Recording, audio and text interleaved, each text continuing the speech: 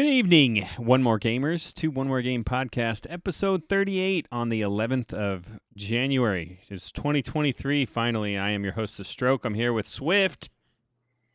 Welcome back, Swift. Hey, buddy. Yeah, happy to be back. 3 weeks of leave it's almost too much. So How's the liver? How's the liver treating you? The liver's actually fine. It was all family, so nothing okay. too crazy. Okay. But it is nice to be back and be at our house. And I actually flew for the first time today in over a month, and I pulled 8.1 Gs for the first time in a long time. And Shannon and I went to dinner, and I was about to pass out on the bar because my body's like, "What are you doing to me now?" Nice. It's been too long. Well, cool. Good to have you back. And also, ImPickleMatt. Welcome back, man. What's up? We're back, boys. It's awesome. Yeah, man, it was good. Good holidays. Good break. I'm back in flying the T-38 now. Only pulling like 5 to 5.5. I love that. And then, dude, I've been super busy lately. I've been having some kind of late nights putting the toddler down, and then early mornings getting into work. So not a lot. I gotta of ask you, time. when I was my quick stint in the T-38 before everything went down, I noticed that I did not enjoy the Gs at all in the T-38 compared to the Viper. Like, I would much rather pull 9 in the Viper than 5 in the T-38. Dude, so here's the thing. In the Viper, you pull 9 for what, like 3 seconds? Yeah. And then if you're pulling more than that for a long time, like you're probably doing more to yourself than you should. Like you could be doing something else. Right. In the T-38, the way they fight their fights, or we fight our fights, it's like 5.5 Gs for like 720 degrees of turn in some of these like sets. A solid so minute. It's just crushing your skull down into your body for a long time. So yeah, you're also not flying most of it, so that sucks too. Yeah. No. Did you guys fly in the back seat most of the time? In the upgrade, it's like half and half, but it's, I guess if you fly twice a day, which a lot of people do, you'll fly one in the front seat as direct support, and then the other one as an IP in the back seat. But I'm surprised at how much I like it. I thought I was going to miss. I do miss the F-16 a lot, but the T-38 is just a little fighter jet too, so it's good. Yeah, it's a fun little airplane. Yeah. Well, cool. We are back with a vengeance. One More Game podcast. We've been away for a while. We've been out and about doing holiday things, but we're back. I know you all thought this thing was being put to bed, but it ain't. We're not stopping. Never. Can't stop, won't stop. So not today, not never. No way. Not now, not never. All right. So with that, let's get right into the news since we've been gone. All right. I don't know how sad you guys are about this or not, but Ubisoft has announced the cancellation of 3 unannounced games after poor performance from their Sparks of Hope Rabbids game, and also Skull and Bones, this much anticipated, much talked about on this podcast, pirate game that we will never see, has been delayed for a 6th time. So what do you guys think? Is Ubisoft just like, when was the last time you even thought about this company? It's been a while. Assassin's Creed was a really good game, the most recent one, but dude, I don't know. I wonder how many unannounced games get canceled on a regular basis in the video game industry. Yeah, I mean, how often do they announce it? It seems like they should just make it and put microtransactions in. They'll be fine, right? Like, yeah. What, do you guys not have phones? Yeah. Just make it a mobile game.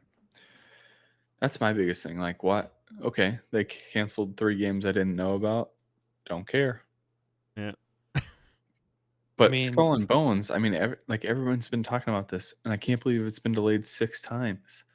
What is happening? I feel like there's got to be something at the core of it that is either not working or isn't fun. Like, for them to delay a game this much, like normally games just get released and they'll fix it as they go, but there's got to be something majorly something really bad about it. Yeah. Yeah. Yeah, that's sad to see. I don't know. Ubisoft has what, Far Cry 6 too, but it I don't know. Remember when Nintendo canceled what was the game? Metroid, the new Metroid Yeah. on Switch. People have been waiting for that for so long too, and I guess they were like restarted development, but we've heard zero things about it. I just wonder how often this actually happens, and people are just less inclined to announce that kind of thing. Yeah. It's almost like, why even announce when you cancel an unannounced game? I don't know. Yeah. Right. I do We- kind of want to know the concept behind the games, like why did they fail and whatnot. Yeah. It's kind of We curious. would like but to announce that we are That we've- announcing an unannounced canceled games, and they're all a canceled, game that you guys don't know about. and we'll never play. I'm surprised Sparks of Hope underperformed too, because the first one was really good, but I will say I did not buy the second one. Yeah, I'm in mainly- that same boat, which is really weird. Even for Christmas, I thought I would buy it for Liam, but I just didn't for some reason. I don't know. So, like we talked that's about, that's those that trailer rabbits. that I watched 50 times. Yeah, those rabbits Yeah. can get a little annoying. So, Yeah. but anyways, we'll see if Ubisoft can rebound. They definitely have highlighted that there's been some struggles with that. Just Dance 2023 is underperforming. Crazy. So we'll see what they got going on. But they're dialing it back a little bit, but we'll see. They do have an Avatar rights to an Avatar game. I think it's called Frontiers of Pandora. Been delayed, but we'll see. We'll see what's going on. Anyways, moving on to another company that makes video games. Xbox and Bethesda have announced that on January 25th of this month, that's how months work, that there will be a Bethesda Microsoft kind of event where they'll talk about some games. Call it a showcase, if you will. They have highlighted that there'll be no information about Starfield, the game that everyone wants more information about. But there will be some information on some other games like Redfall. I don't know if you guys... I think we might have talked about this, but it basically puts you in this kind of crazy vampire setting. And Swift's going to be all about this because it's super creepy. But yeah, first-person shooter in a vampire world. It looks actually pretty cool and scary. Yeah, yep, that's a definitely no. Oh yeah, I'm gonna play that. Flashlight only shows you part of the room. Oh my god, that looks terrifying. Dude, that looks like PT almost. Yeah. Silent Hill. Anyways, yeah. Shoot. Should be getting some news on that, Bad Johnny, and I don't know. What are you guys interested in hearing about from Microsoft? Like, if you got your wish, what kind of news would come out tomorrow or on the 25th from Bethesda and or Microsoft? A better Halo game. Yeah. by Bethesda. Nice. It'd be a massively multiplayer. Yeah. It'd be an open world survival Halo game. That'd be great. Dude, if they announce like a blockbuster new IP, that'd be really cool.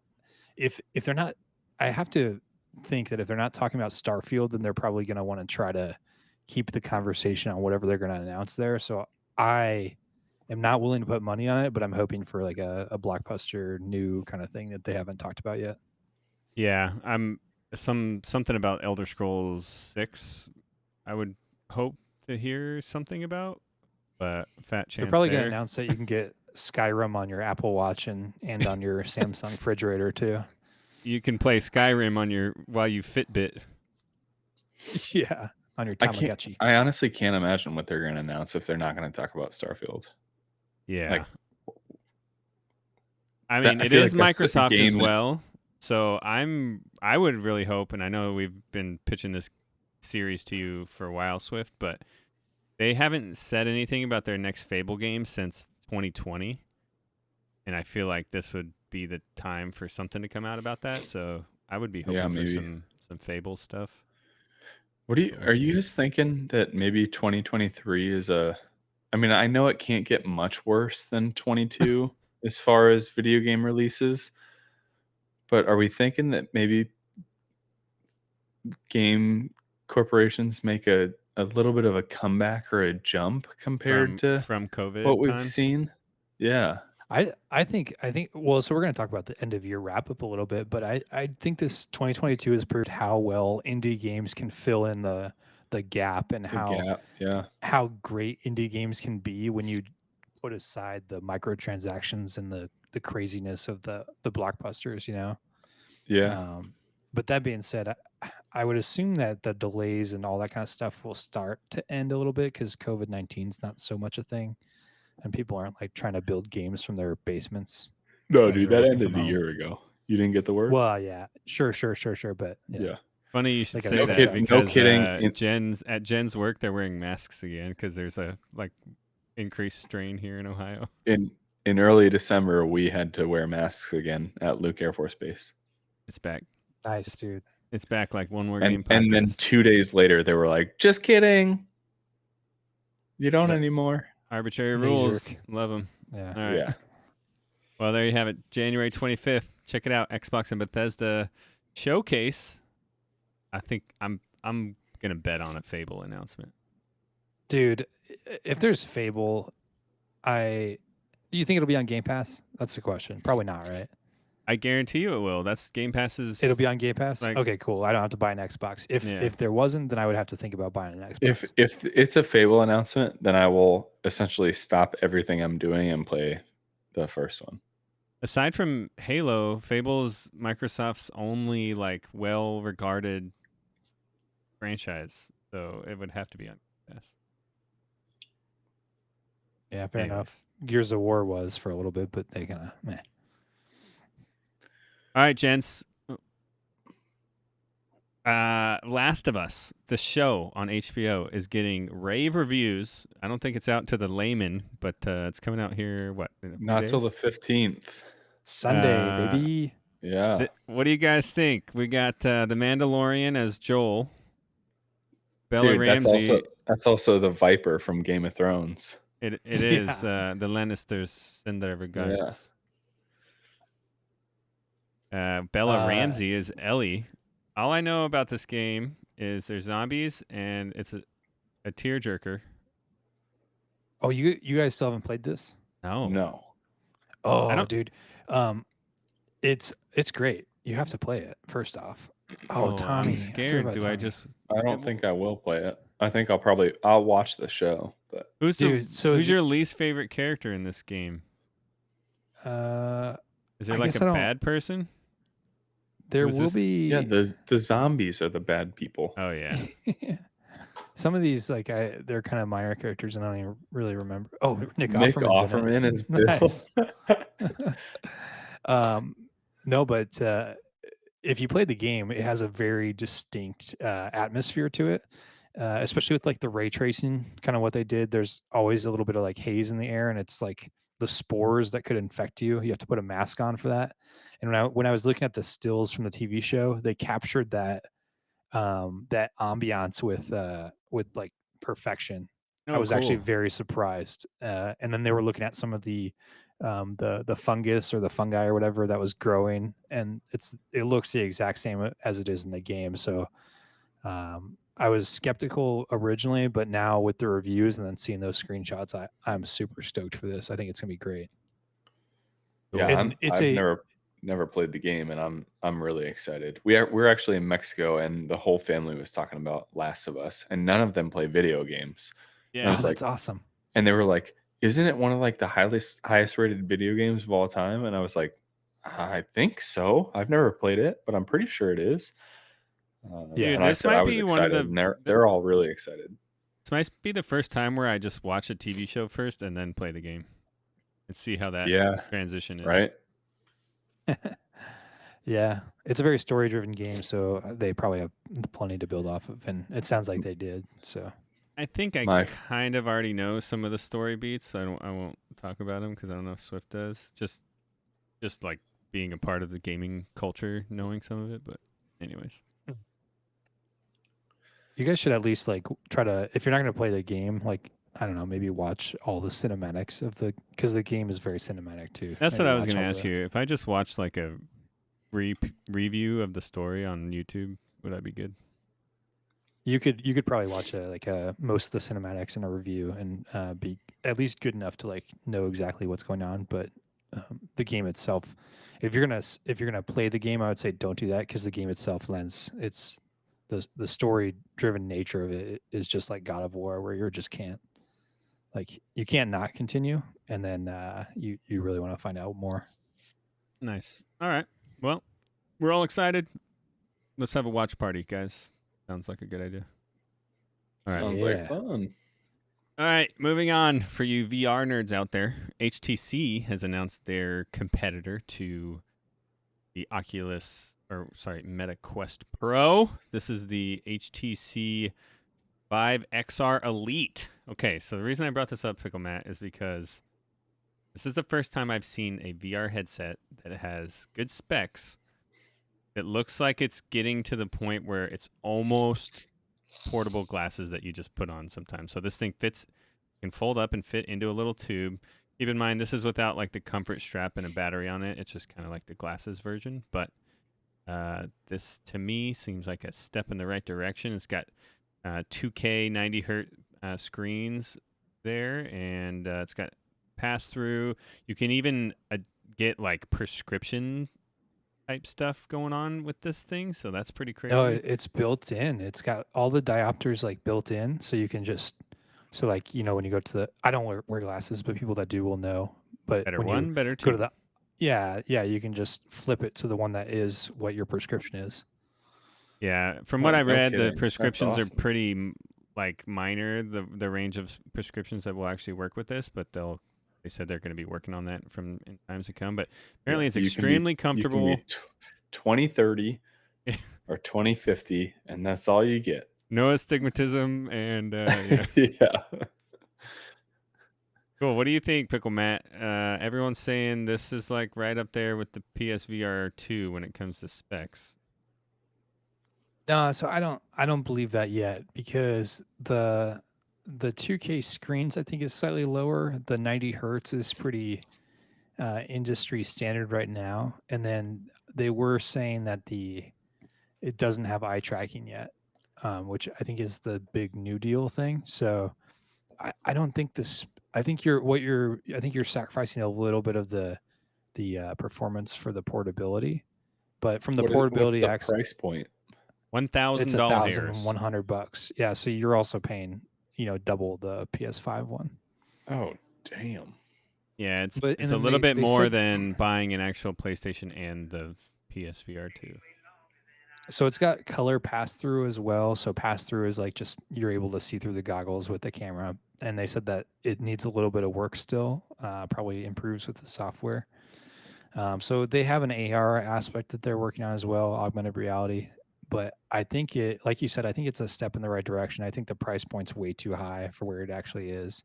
And they were saying like in glasses mode, like that picture that you had right there, that it still wasn't that comfortable. So plus, I mean, it looks so fashionable, yeah, you look like a steampunk, a bad guy or something. Yeah, exactly. Yeah, Cyberpunk is calling for their glasses back, but they're definitely doing what AR and VR have to do, and that's get smaller, lighter, and more comfortable to wear for anybody.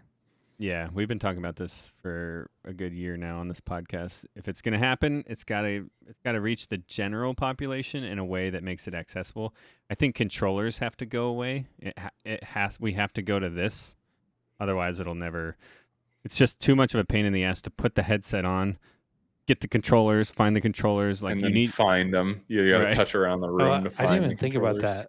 Yeah, it's got that picture of that headset in the tube, but I didn't even think about where do you put the controllers in that thing.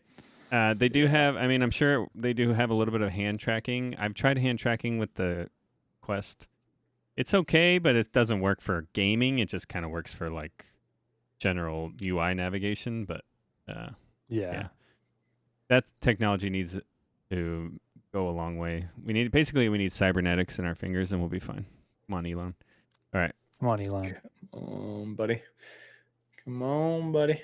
All right, one more cool thing we'll bring up is PlayStation announces Project Leonardo. It's basically an accessibility kit controller for your PlayStation 5. Xbox has had something like this for a little while. This looks a lot more user-friendly and robust than what Xbox has got going on, but basically a new controller that allows for accessibility and more comfortable, longer gaming sessions for people with all kinds of, restrictions on what they can and can't do, which is cool to see companies, especially like big name companies like Sony, developing stuff like this. What do you guys think? Good for. I think this could have like benefits not just for people with accessibility issues, but like as we start seeing different concepts for controllers and interfaces, someone's going to figure out like the next big thing with stuff like this. No, agreed. I think it's awesome. Yeah. I mean, the original Xbox accessibility controller that they came out with, when I saw the commercial for it, like I almost teared up because it was like, kids without hands, like that were missing one hand, that were Right. able to play like video games like normal and stuff, which Yeah. is something that they didn't have access to before.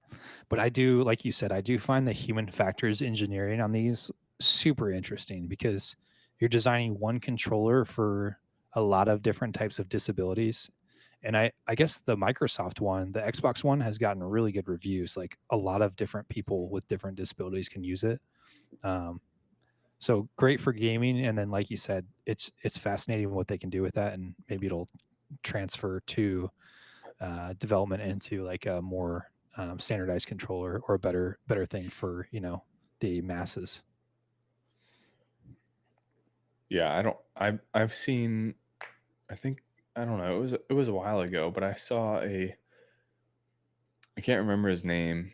I think he was a streamer. I don't know if he still is. Apologies if he is, and I just don't remember him, but there was a dude who I think he was a quadriplegic. So he couldn't like move his arms or legs. So he literally played Call of Duty with his face.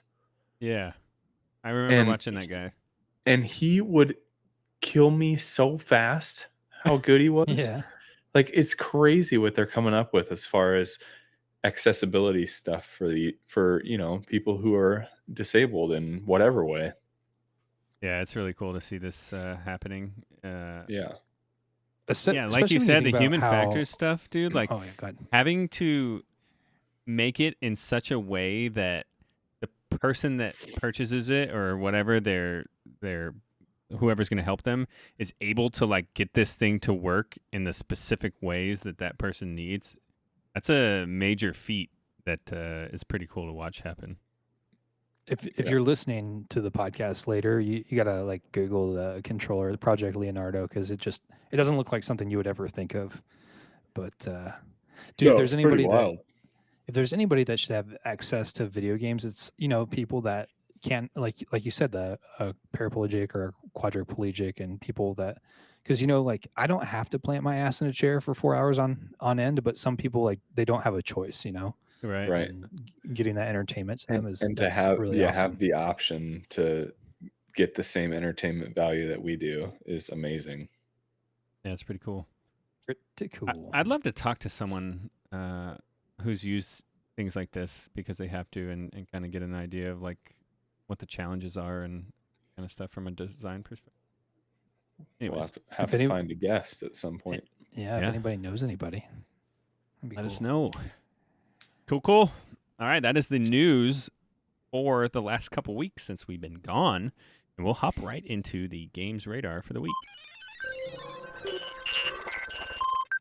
All right, we're off to a slow start, like you said. 2023, nothing too crazy, at least for this week, but we found a couple that we think you might want to check out. You can head on over to your handy-dandy Nintendo Switch or PC on, call it, the 12th of January. 12th. That's tomorrow. And you can play Lone Ruin.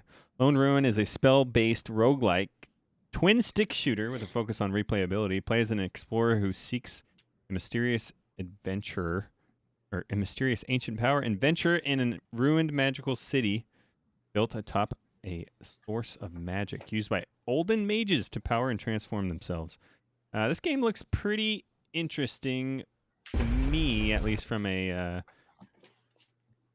kind of fan of these roguelike games, but it got a pixelated sort of art style, but it's an asymmetric kind of Think Diablo angle on the camera, so it's cool how they got that going. Kind of gives me some Hades vibes, but yeah, this could be an interesting playthrough. Kind of crazy looking bosses and whatnot. But yeah, Lone Ruin on January 12th. Switch and PC. Dude, if this is on the Steam Deck, I'm gonna buy it for sure. Yeah, this looks like a grand old time just to play casual. Have you played Hades yet, Stab? No, I did not. That's my next one. I got into Slay the Spire heavily. We'll talk about that later. Oh boy. Yeah, I've seen people playing Slay the Spire. I haven't played that, but this does, like, literally. I spent a lot of time on Hades this break, and this reminds me very much so of that. Right. Yeah. I love the neon. I love that art style. This is awesome. It is very it's very cool. Cool. Might check this out. Lone Ruin tomorrow. If you got nothing better to do, get in there. All right, PickleMatt, tell us about Surviving the Abyss. All right, Surviving the Abyss comes out in January 17th. What, Last of Us TV show day? Is that Sunday? Somewhere around this week. 15th is. Oh, okay. Okay, sure. January 17th, early access PC. So you know what that means. It could be great. Could be terrible. Surviving the Abyss puts players in charge of deep sea research facility tasked with carrying out secret experiments at the height of the Cold War. Expand your base, explore the darkness, and learn to face your fear. And you just might survive the abyss for another day. So it looks like a base builder type game with a little horror / exploration element mixed in. Yeah. I can't really tell know what where else. The horror comes in. Oh, you'll like see. You just build a base. Alarms are going to start going off. It's going to be. Dude, I love helping winning the Cold War, though. That's always fun. Yeah, that's a good time. You got some weird tentacle things happening. There it is. Overcome your fear. Oh, yeah. Uh-oh. I just thought it was a cool game because I've never played, I guess, besides BioShock, like being under the ocean. I've never played a game, especially a base builder, in that kind of environment. And you could do a lot of cool stuff with that, I think. So that might be, if you're into kind of those strategy builder games, that one probably could be pretty fun. What was that? Undersea explorer game that came out with the second one? Undertow? It kind of reminds me of that. No, I don't remember. I don't know. Subnautica? Subnautica? Yeah, Subnautica. And there was that Abu. There was another one where you're like a scuba diver. Anyways. Cool. There you have it. Dude, that reminds me. My first video game memory is actually of a floppy disk on a scuba diver. Did you guys ever play that one? No. Math Blaster, dog. Math Blaster was so good. Anyway, sorry.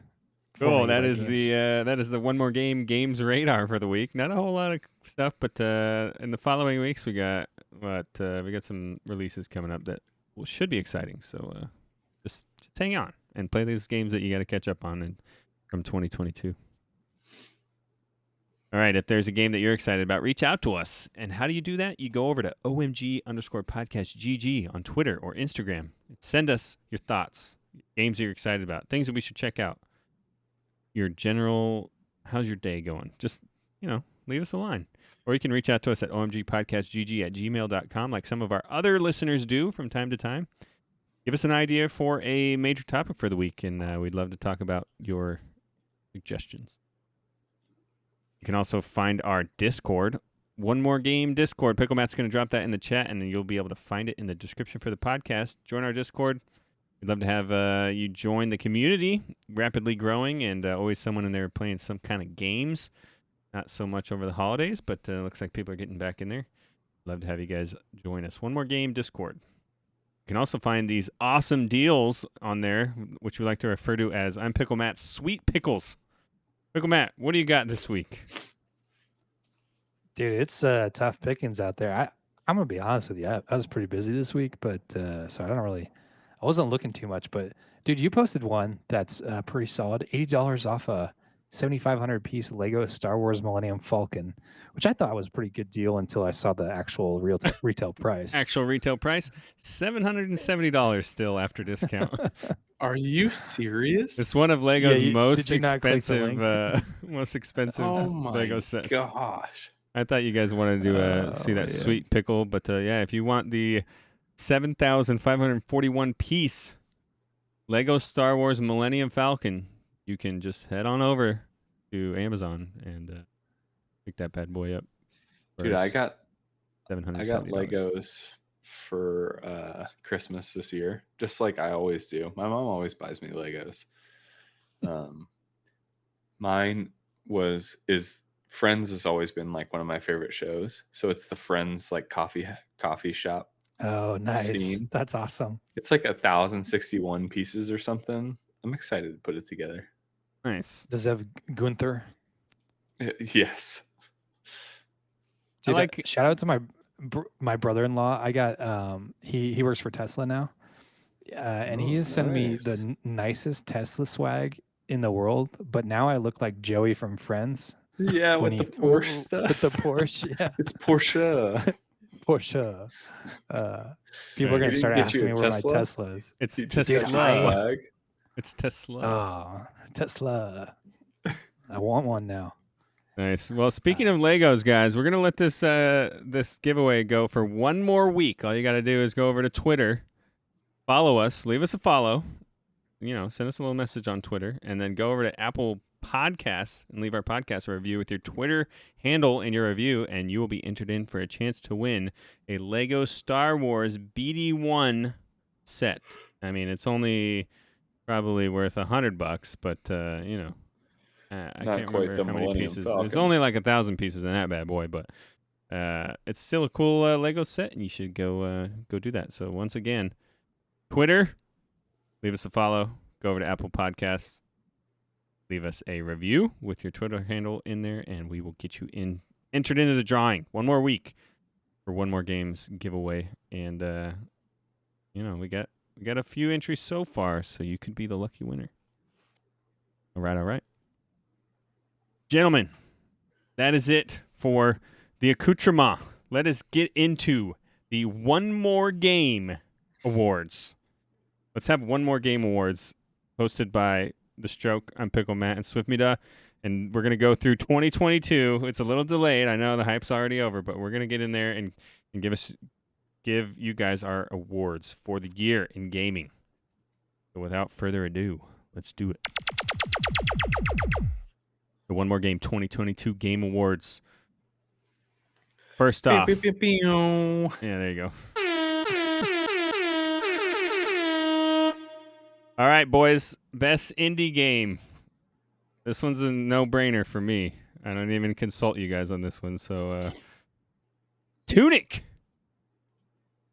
If you haven't played Tunic and you haven't been listening to this podcast, I don't know what the F you're doing, because this game is every Zelda fan's wet dream, mixed with the difficulty of a Souls game, mixed with the intrigue and mystery of like a escape room, like the way that the instruction booklet thing mechanic works. Here's an example of the instruction booklet, but you find these little pages throughout your journey, and it kind of tells you not a whole lot without like finding other pages and getting clues throughout the world, but it kind of walks you through some early game stuff like press A to roll. But later on, you have no idea what to do until you kind of decipher some of these pages. It's really fun and cool, and feels very, very rewarding when you actually do figure it out. So get in there, check it out. Best indie game of the year, Tunic. You guys get in there yet? I know you've been talking about it, but nope. I played it on the Backbone for a little bit, but I didn't really get into it too much. I probably should pick it up again. It's slow paced. So if you're not in the right mindset, it can be. There were times where I tried to start playing it and I'd put it right down. Yeah, you got to be kind of. It's like a Zelda game. You have to like be ready to put in a little bit of time to do it. I will say, since we're talking about indies right now, I see on Discord that Strafen is on Cult of the Lamb, which makes me really happy. That's what I never played Tunic. I was gonna go with Cult of the Lamb. All right.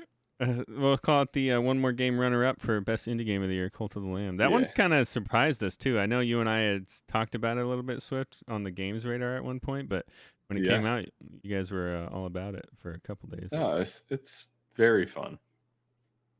Good game. That's one that I haven't tried yet. So you guys play Tunic, I'll play Cult of the Lamb, and then we'll All right, reconvene. there it is. Nice little compromise. All right. Strafen's in the chat. I love that. Thanks to this podcast, almost defeated the last bishop. Nice, Love dude. You're my that. brother, Bishop. Good. You probably have the best cult. Who's your bishop, brother? What? Who Hey. did you make eat poop? That's all I remember. Swift telling me. About that Yeah. game. No, that was I made you. That was me. I Oh, made yeah. you eat poop. I named Thanks. all my cult members after my friends. It was awesome. Yeah. Strafen, drop us in the chat what your cult name is, and then other people in the chat, go ahead and tell us what you would name your cult if you're running a cult. Mine would be Colt McCoy. Oh, Nice. clever. Forget Whoa. what mine was. It was, what was it? Something of the pickle, the ascension of the pickle, or something. I don't remember. Yeah, Nice, strong dude. Cool. that's All like right. my sorry, real quick aside. For my fantasy team this year, I drafted Cooper Cup.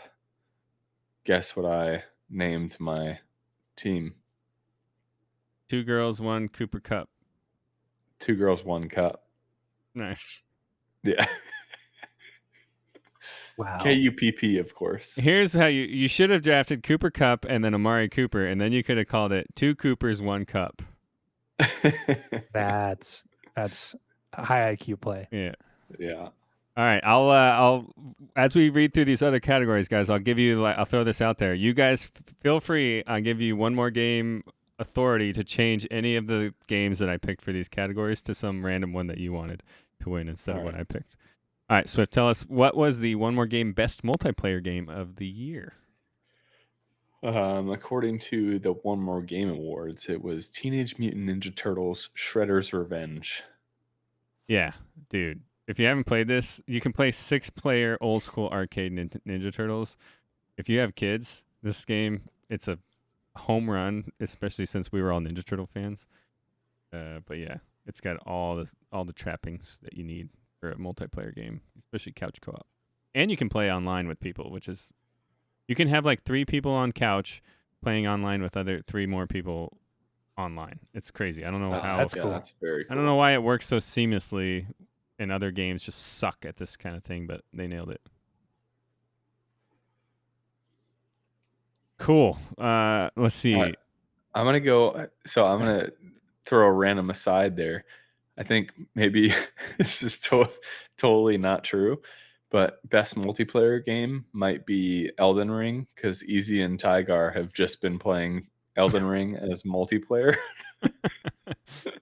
which isn't quite legal, I don't think, but It's fine. nailed it. They also experienced the game in a very different way than the rest of us. Very different. Yeah.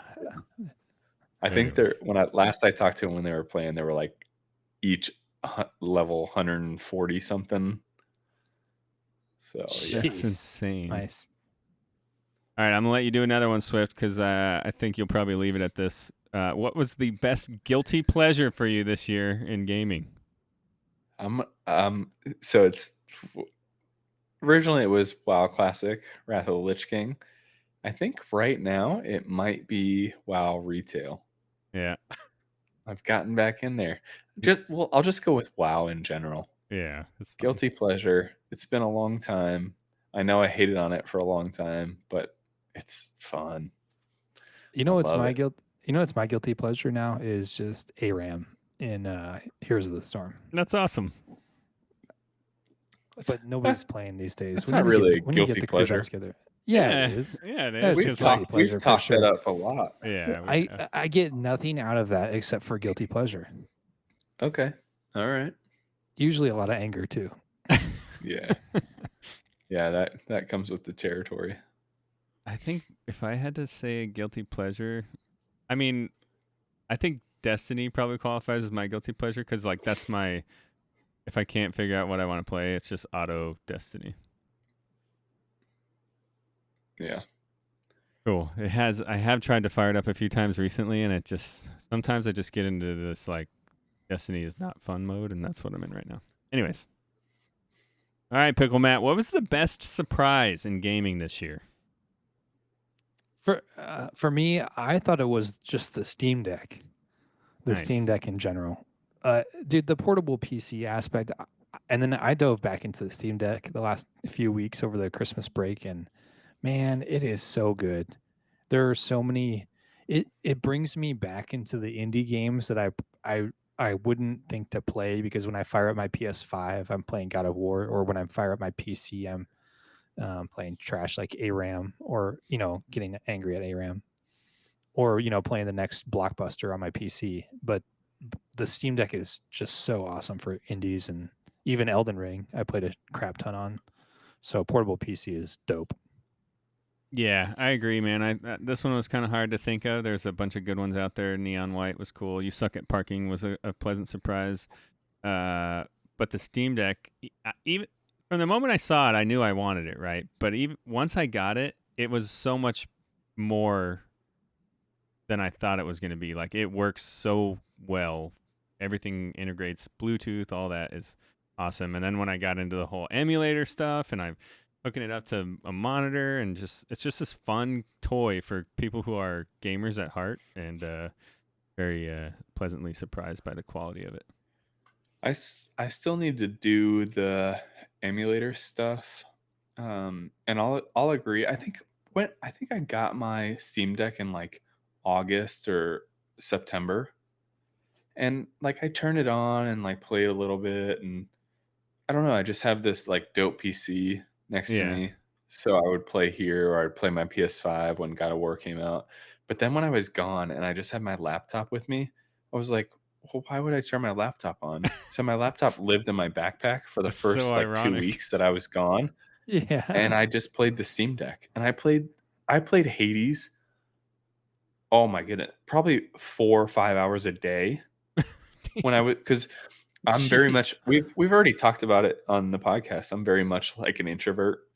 So even with my family, like my big Italian family, like I need my time to just be like, nope, this is my time. I'm not talking to anybody. I'm not conversing.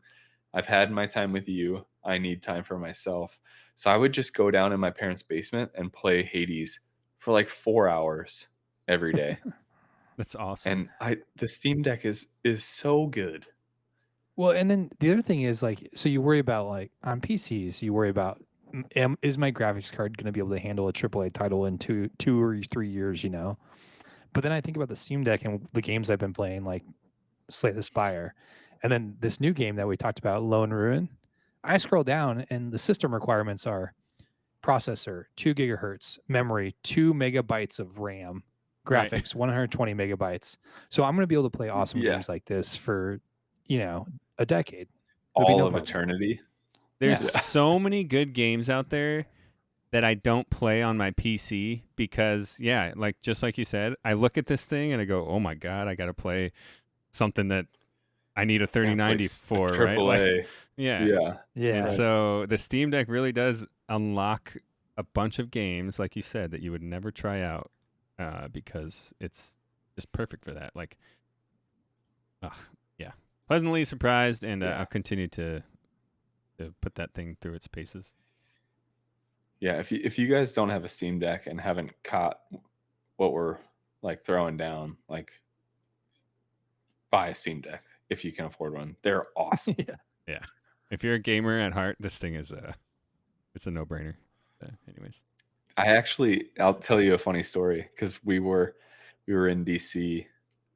No, actually, it was after we went from DC to Mexico, and Shannon wanted to go to bed, so we went to bed a little bit early. And I was like, okay, well, I'm not really tired, but you can go to sleep. And I break out the Steam Deck and I'm just gaming. I'm playing Hades in the bed with her, and Jeez. she was so mad at me.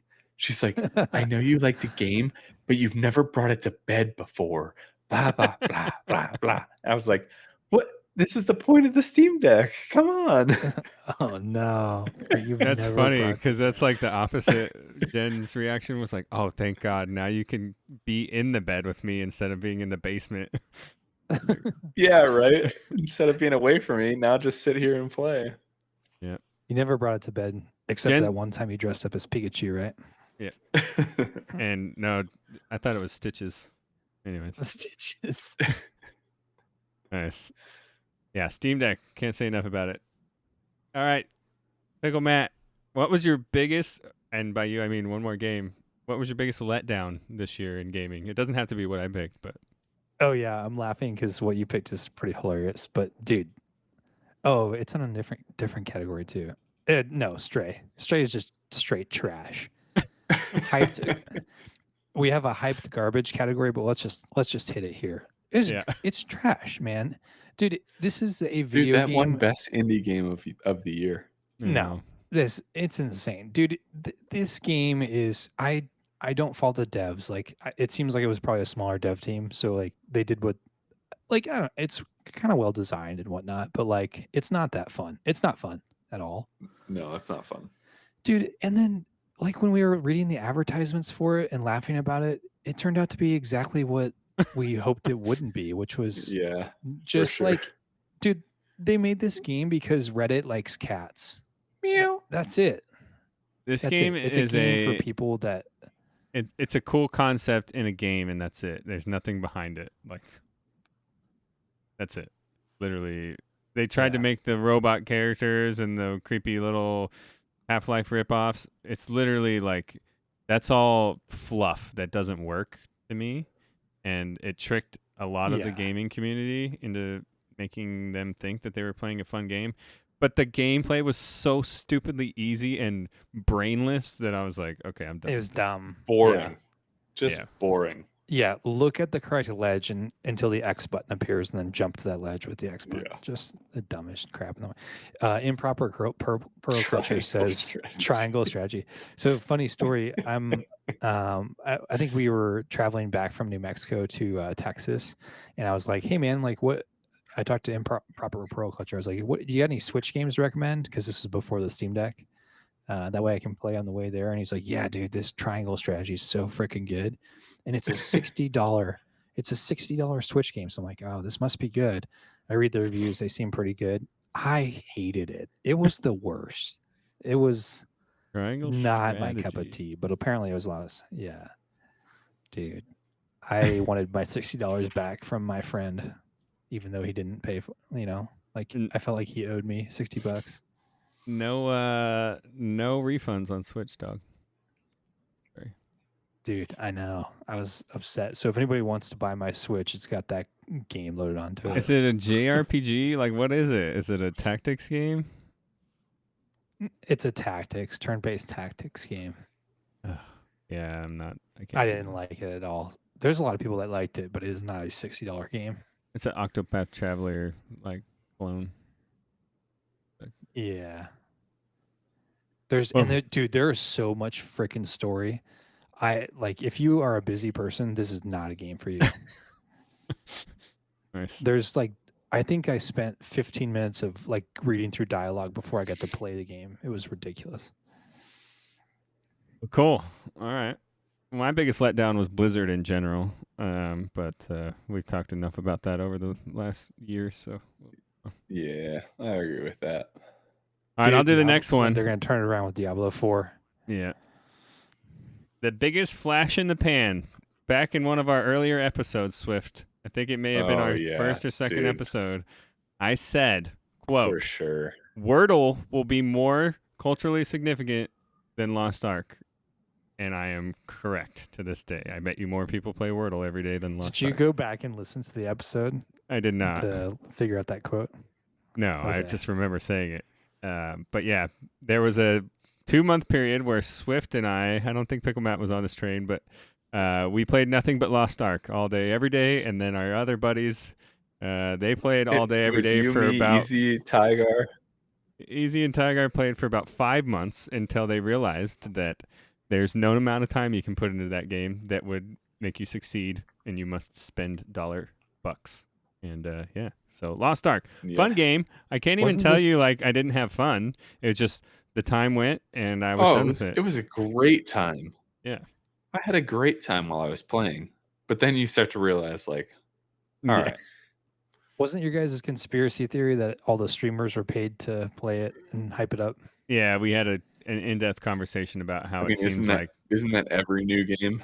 But this was like the first Yeah, time. I that's think true. Lost World did it. Was it called Lost World? New World did it right before New Lost World. Ark, where it was like all the hype streamers New were World. on it, and then they all switched to this one, and it was a flash in the pan. But yeah, even us. I mean, we were. I mean, it was fun. We were, The combat style was fun. yeah. Am I watching Diablo 4 in our stream though? Yeah, essentially. This is Lost Ark. So it felt like. That's Lost Ark? Oh, I've never Yeah. actually even seen a video of Lost Ark.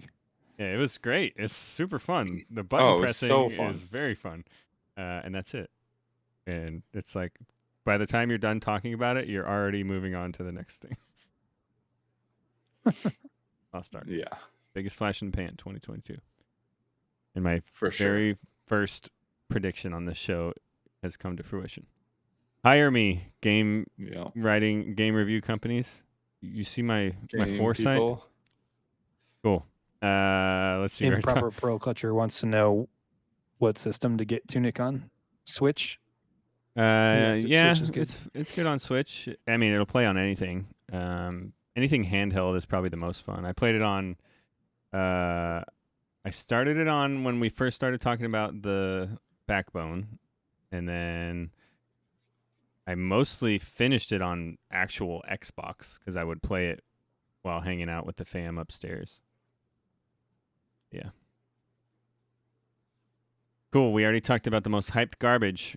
Best comeback of the year, Swift. Nope. You don't want to say You it? say it. I'll say it. You say it. Because I'm going to 'cause talk you're about it playing here. now. Cyberpunk 2077 is back with a vengeance, and it is a 10 out of 10. I'll give it. Oh gosh.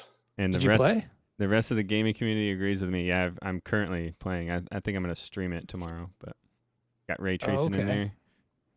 Dude, The I, game- I have my PS4 copy still. I Dude, need to if bust you it open. are a fan of like, Blade Runner and that kind of dystopian futuristic cyberpunk stuff, this game nails all that stuff. Like you literally sit down in this like doctor's chair and he puts a fake eyeball in your head and you watch all of it happening. It's like crazy. But everything's Yeah, fixed. except I the haven't had game a is single trash. issue, and the All story right, so is maybe I cool. need to give it a chance Yeah, again. you got to, dude, because it's cool. I'm telling you. And tell me what. It's got Keanu Reeves. Tell me what. You can choose one of three like life backgrounds. I Tell me started in the desert. Okay, I'm a corpo I forget asshole. which one that but, was. Oh, I was a corpo too when I first started when the game was really trash. yeah, No, I started in the desert. I was a nothing. you're like a nomad or scavenger. I can't remember what the name is, but cool. Yeah. Check it out. It's really cool, and also it has 104 hours worth of gameplay. So, all right, That's a PickleMatt, lot. round us out. One more game, first ever One More Game Awards. Which game takes the cake? I think this merits some discussion because I disagree with what you put. No, you don't. Really? Oh, I do. Okay, I we should do. have this Okay, discussion then, because there's valid points on both sides. So you guys tell what you guys have for your game of the year. Okay, so Well, it's on the screen. I'll let Swift do it because he's a big fan of this game. Yeah, Elden Ring is my game of the year. Yeah, you and everyone Okay. else in the world, Absolutely. except for I'm PickleMatt. Except for Okay. ImPickleMatt. Yeah, so I think dude, I enjoyed the hell out of Elden Ring from a pure design standpoint, from a pure graphical standpoint, and gameplay standpoint. I wouldn't necessarily say gameplay. I guess if you like Souls-like games, it's insane. The game is insane. But when I go to video games, though, I don't know. It's the entire experience. And I think the entire experience of God of War Ragnarok was better for me than Elden Ring. Okay. It was incredible graphics, incredible great gameplay, and the story was unlike anything since the original God of War, which was unlike anything I had ever played before. You I know I'm a mean God of War 2018, yeah. not the original. So I know that I'm a big God of War fanboy, but I just didn't. Elden Ring didn't. I know it was the direction they wanted to go in, and I think people have talked about this a lot, but there wasn't trying to tell a story necessarily, and I was never really interested in what I was doing besides the really fun Souls-like gameplay that it was, and seeing the awesome like things that you could explore and find. So I think they're neck and neck between the two, but I like to be a devil's advocate, and I think God of War is better from a full experience point of view. Okay. So there Yeah, you go. You see that on the screen right now? Elden Ring review, a 10. Yeah, sure. Okay, cool. All right. How many hours, Swift, do you No, think there's- how many hours do you think you've put into Elden Ring, all of you? I have. Let me see. Actually, let's see. I was level 100 when I put it down. I haven't picked it up since. Okay, so 100. That's I- quite a bit of play, right? It says I only have 60 hours. All right, I have 60 hours. That's a lot of time. All right. Yeah, I suppose. I have 53.6 hours. Okay. Let me Granted, see. that was me starting a character, a samurai, and banging my nugget against the wall, dying 50 times, and then starting a new character. Right. Yeah, I So- remember. I have 68. Okay. And that next question I'll ask you: how many hours before Elden Ring have you spent playing a Souls game? 0. 0 for me as well. 24 minutes. 24 minutes.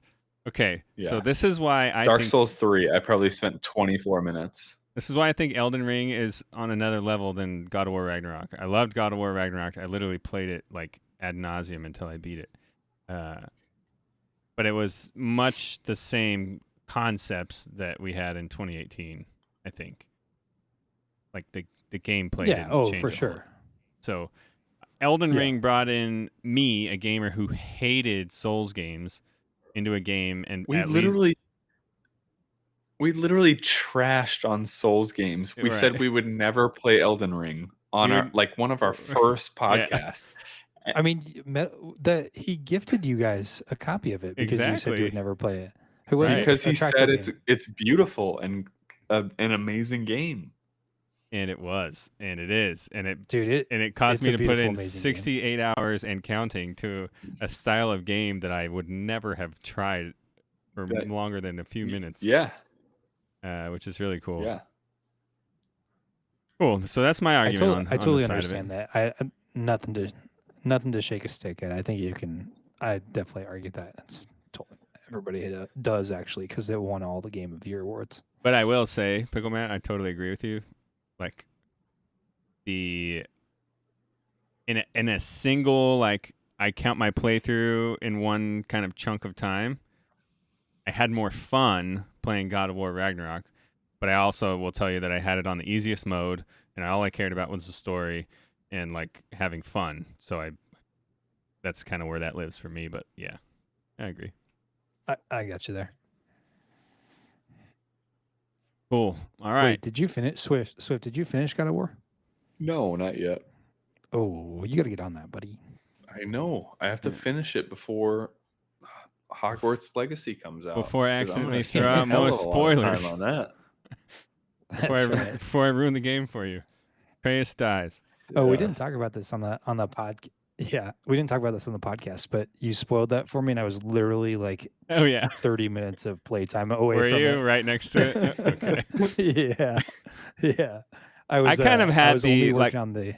When I first started that game, I was like, okay, if I have to think about what they've got to do to beef up this gameplay from the 2018 game, you got to get another weapon. Like, that's a no-brainer. But remember that Yeah. I still don't have the third weapon. yeah, Um, it's cool. You still won't use anything but the axe. At least if you're like me and PickleMatt. Dude, my axe is the lowest level actually. Oh man. I like the sling blades. If The I'm blades are looking so at the cool. blades. You like the blades? Yeah. Yeah. Cool. All right, there you have it. The 2022 One More Game Awards. Not to be confused with the Game Awards. Our awards were way better and did not end with some weird guy standing behind us. Oh, there he is. Oh wait, it's Paisley. Yeah. Anyways. That's Paisley. Yeah. Well, we're excited. Hopefully, bring you another one next year, and we'll hopefully have a lot more big names on board to give out the awards and give 12-minute speeches and that kind of thing. Cool. All right, guys, let's get into it. Oh, can we? What's up? Dude, I want to mention this really quick. I was thinking about that guy's speech, 12 minutes. He had 12 minutes of lines, maybe less than that in that game. So he talked. They just told him to angrily grunt like 100 times, and then they would pick the best grunts. You know what I mean? Like, it was good voice acting, like all the voice lines. But I was thinking about him giving a 12-minute speech, and I was like, dude, you didn't even have that many. Like, Kratos' whole thing is he doesn't talk much. Like, get out You of here, talked dude. more in your speech than you did in the game. Get out of here. Yeah, come on. Nice. All right, guys, let's get into what we played this week, or last 3 weeks, or last 2022. All right, real quick. Each of us is gonna, before we talk about what we played this week, we're gonna talk about our 2022 real quick, wrapped up in a little nutshell. Most hours played game for me. Probably no surprise to anyone, but Destiny 2. I looked it up on my Steam wrap up of 2022, and it occupied 75% of all of my game time on Steam games, which is actually insane to me when I think that I played Elden Ring for 68 hours. But anyways, yeah, no kidding. I don't want to look at Destiny 2, but anyways.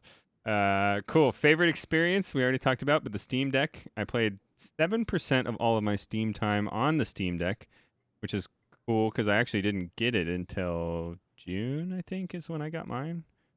But yeah, I obviously didn't play Destiny on there, so that takes a huge chunk of that. I already talked about it, but my must-play recommendation from this year, Tunic. And a little highlight for me this year in gaming, I beat from start to finish 5 games, which is unheard of for me because I never finish games. Let's see, God of War Ragnarok, God of War 2018. That game I played with Jen that I can't remember. Oh, It Takes Two. Takes Two, yeah. Tunic, and there's one more that I can't remember. But yeah, I finished 5 games. Crazy. Cool. What did I play these last 2 weeks? Overwatch 2 I've played a few times since I've been home from the vacation. And you know what? I'm actually having a lot more fun with that game than I was before we left. So I think it's growing on me. Played a crap ton of Hearthstone Battlegrounds while I was gone because it's on the iPad and it's super easy to just hop in there and play. It's my go-to play game before I go to bed. And they just made a big announcement if you're a Hearthstone Battlegrounds fan. On the 17th, there's a new tribe coming out. There's multi-tribe minions coming out and a new hero. And the stupid quests are gone and it should be a good time. So new meta, new season, new battle pass, all that stuff. Played some Elden Ring on the Steam Deck, on the aeroplanes flying back and forth between Disney World. I am in that city castle there, ImPickleMatt. I don't remember the name of it. And I hate it. Castle. I don't know what to do. It's so confusing. It's terrible. Ugh. There's no room in that castle to walk or like retreat either. There's not. And there's these knights that call down lightning that just hits you like no matter what. So I don't know what to do. Yep. I'll figure it Gotta out. go light. Gotta go light. Nimbly bimbly. Bimbly. Cool. But then they just one-shot me because I don't have any magic. So. Yeah.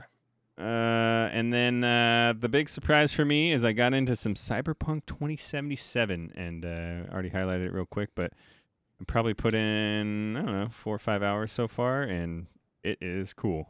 And unlike anything I've played before, so check it out.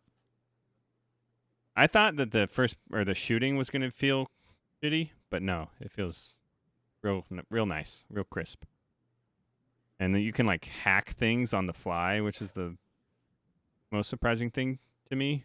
Like you'll be mid gunfight and then you go into hack mode and time like almost stops, but it's barely moving. And like you're like, oh, I'm gonna hack that camera real quick so that it's gonna do something. So you guys will like it. That's Are it. you playing on keyboard, mouse, or controller? I've been playing on keyboard mouse. I thought about trying it on controller, but anyways, there's my gaming week. Swift, get in there. What is your most played game by hours this year? Last year, my most played game by hours in 2022 is also Destiny 2. Wow, Wow. that's Yeah. surprising. I don't know that it is. We played a lot. We played a lot early in the year and over the summer.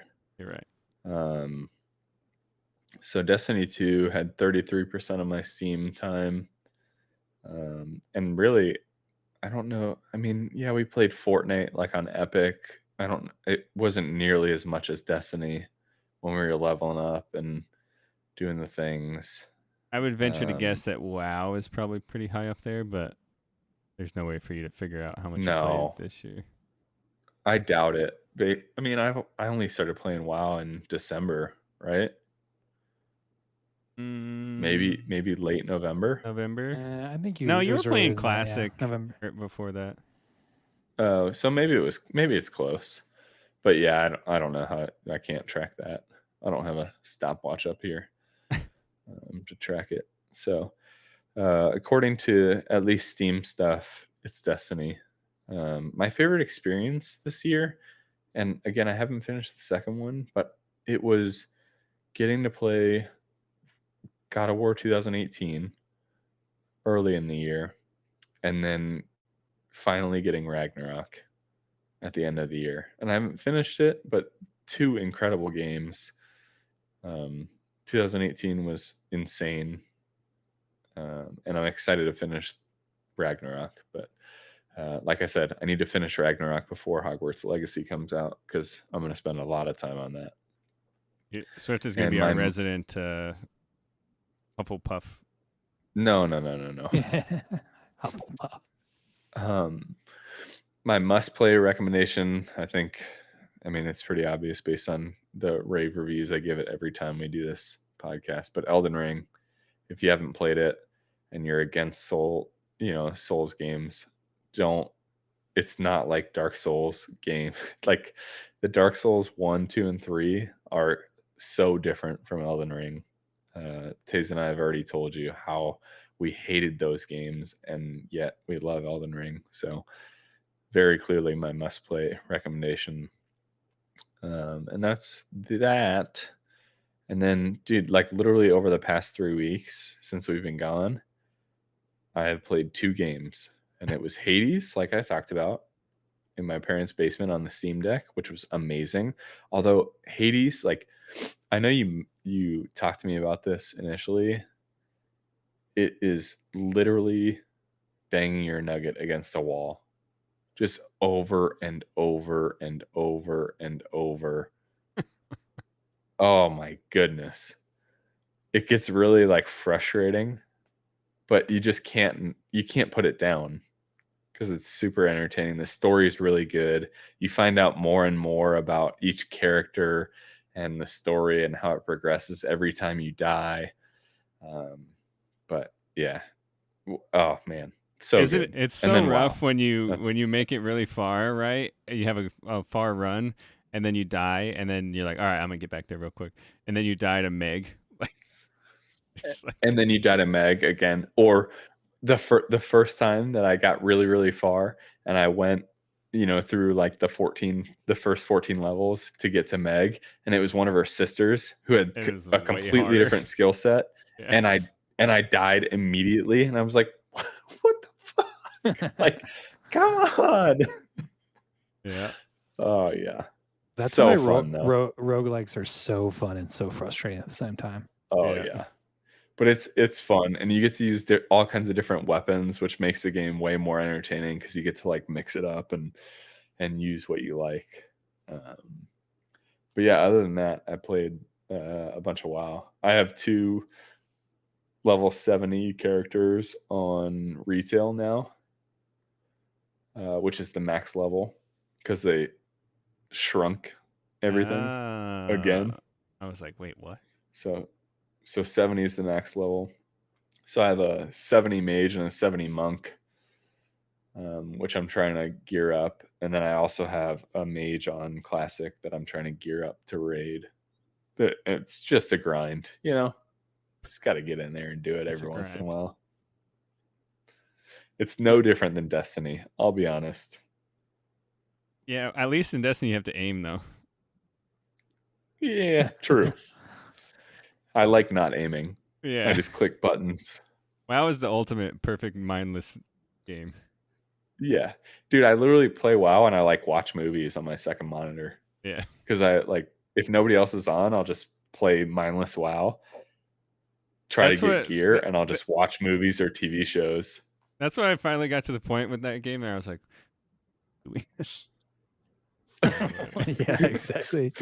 I was gonna say, there's I mean, gotta be a moment. I still have fun. Yeah. Gaming is about having fun. That's all I care about, and I'm enjoying it. All right, PickleMatt. Round it out. All right, 2022. Guess what my most game played was? The game that you said wasn't the game of the year. It was freaking Destiny 2. Was it really? Yeah, dude. I went so hard in that game when I first got the PC. I know. I was like, holy cow. Wow. PickleMatt is in on Destiny. That's on... Yeah, I was. But that's only on Steam, right? So I don't know if Heroes of the Storm would be up there too.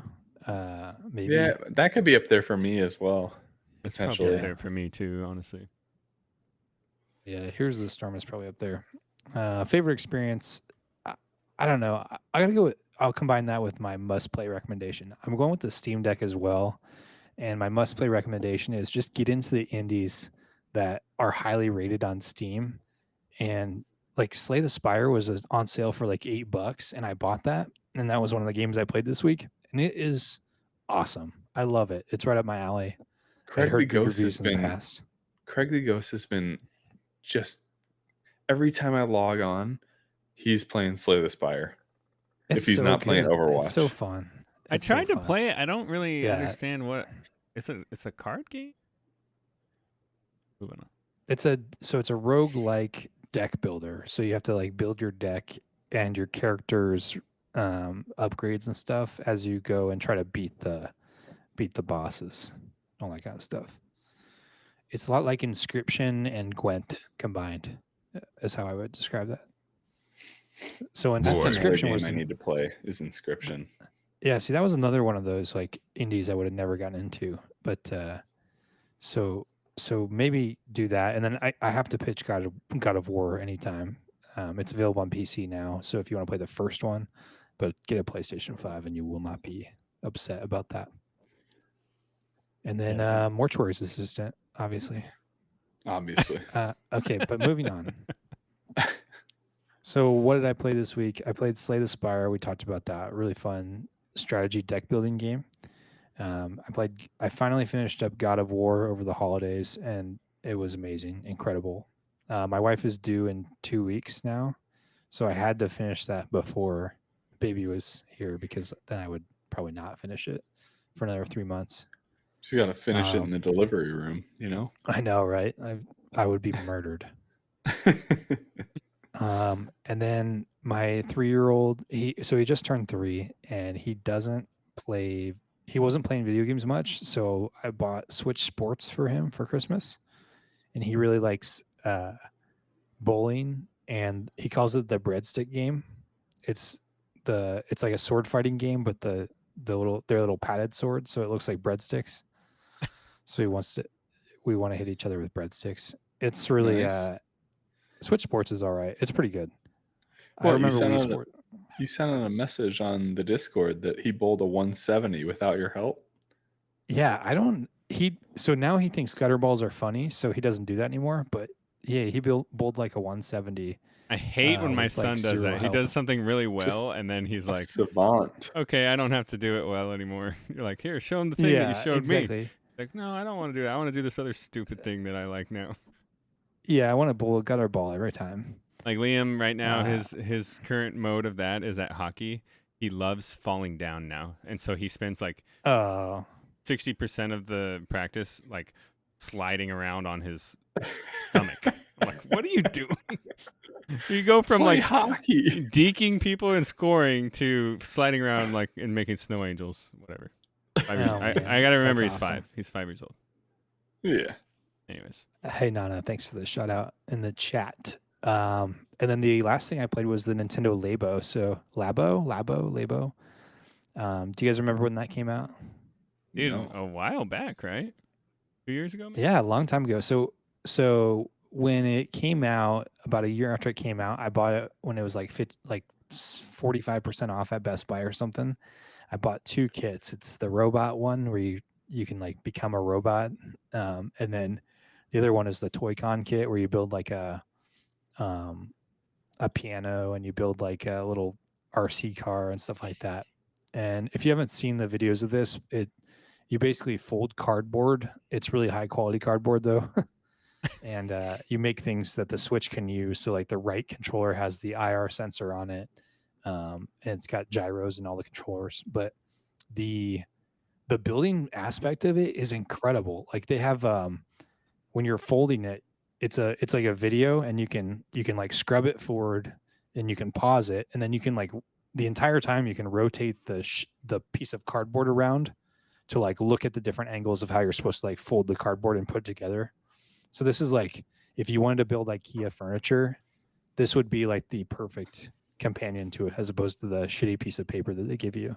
Some Lego Um, sets but- have online or an app where you can do that, where you can like rotate it and see like where's this Oh, piece really? go? Yeah. Yeah. But so it's actually not very frustrating. It's a little bit too advanced for a 3-year-old. So I did most of the building, but the actual kits themselves are really like really ingenious, I guess. Like the engineering behind them and the origami behind them is really impressive. So I recommend it if you have a kid. Especially if your kid's a little bit like 5, 6 years old, they might be enjoy building it. But the actual plane itself is really cool too. Can you buy those anymore? I think you can still, yeah. I haven't seen one in a long time. No, I That's think cool. you probably have to buy it online. Like I don't think brick okay. and mortar stores are probably going to stock them. Yeah, But they're on the I was Nintendo Switch curious site, and then they're on Amazon. I was curious about those. Checked it out. I think maybe a 5-year-old. Dude, they came out in 2018. Wow. Yeah, dude, 5-year-old would be perfect. And then the other cool thing is you can build like a motorcycle handlebars that actually function, and then you go into Mario Kart 8 and you can play with the handlebars. Oh, or that's cool. Like where you actually like twist the controller. Yeah, that's really cool. So when I busted open Mario Kart over the holidays to see if my son would like it, it actually had the option as like, are you playing with a Nintendo Labo controller? Which is really cool. I didn't know. No, we hadn't built that one yet. It was just like an option you could scroll down to, and I was like, I need okay. to build that so I can play with that. Yeah, they're cool. I would get it, dude. I would highly recommend it, especially for a 5-year-old. I'll check that out. That sounds cool. All right. Well, there you have it. What we played this week, last week, and last year. One More Game. Happy to bring you all kinds of video game content. We had a great year in gaming, and we are going to continue to keep this thing rolling. And you can send us your suggestions and requests on Twitter, Instagram, or omgpodcastgg@gmail.com. We'd love to hear from you guys. This upcoming year, it's going to be a great year, 2023. Haven't heard. Oh, should be getting a new Zelda game. What else? Anything cool that you guys about on the horizon here? Hogwarts. You a Yeah, wizard, they're eh? definitely Dude, the new Bethesda, Starfield. Cool. There you have it. We are going to let you guys go, but before we do, we're going to go around the room and see what these fine gentlemen have to say about anything. Swift, what do you got before we head on out? I don't know why you always start with me. Surprise.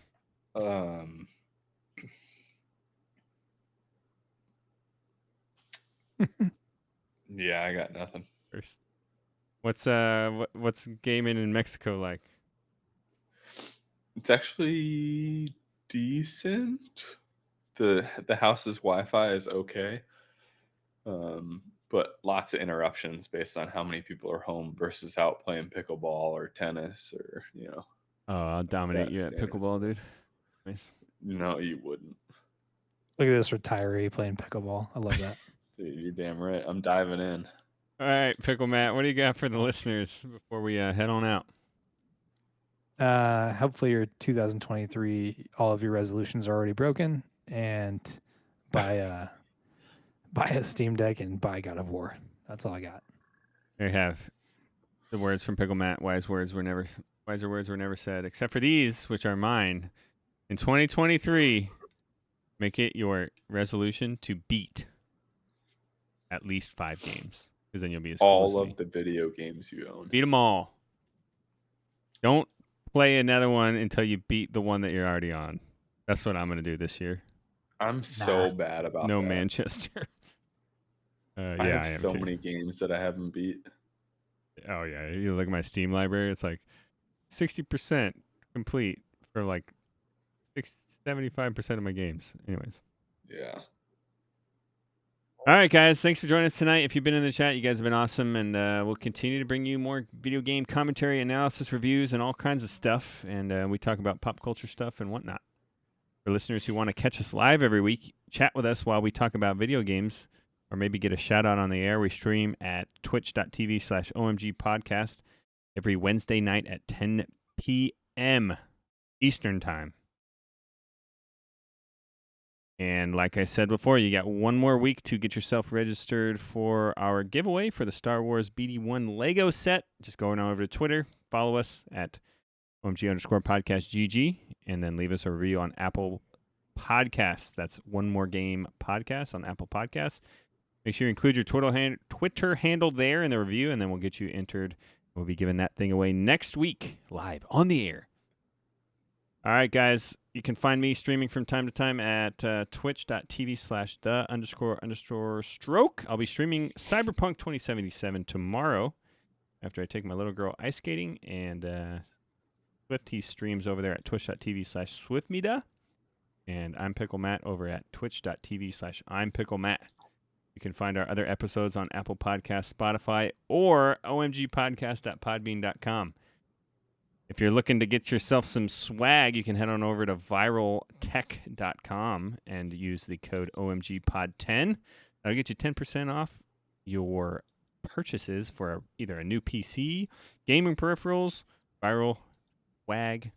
Use that same code over at swiftlifestyles.com. Not to be affiliated with Swiftmida, but you can get yourself some some healthy gamer supplements. OMG Pod 10 for the code. Get yourself 10% off. Yeah, highly recommend those products over there. Thanks for joining us once again, guys. And before we go, we'll leave you with one final thought. Just because you have to grow up doesn't mean you have to stop playing. Game on, gamers, and we'll see you on the next episode of One More Game. PickleMatt, Swift, see ya. See ya. See ya.